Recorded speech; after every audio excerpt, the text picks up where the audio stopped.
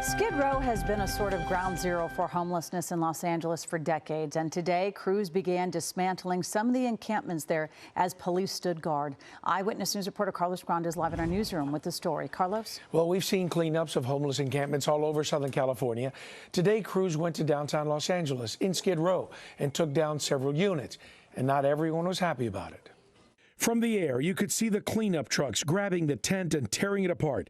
It appeared to be constructed with a raised floor and walls. All of the debris was then placed into a dump truck.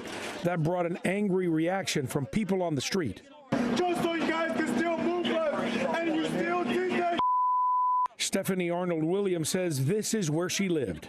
So I built my house right here on wheels, and I was going to start building it for the homeless, and they don't want tiny houses here. This happened in downtown L.A. at the corner of 5th and San Pedro in the heart of the Skid Row area. When we contacted officials, they told us it's part of a routine cleanup conducted by the Department of Sanitation. I'm not sure what they're calling it, but this was not a routine cleanup. Bale says this is part of the long-term solution to get people on Skid Row into safe housing.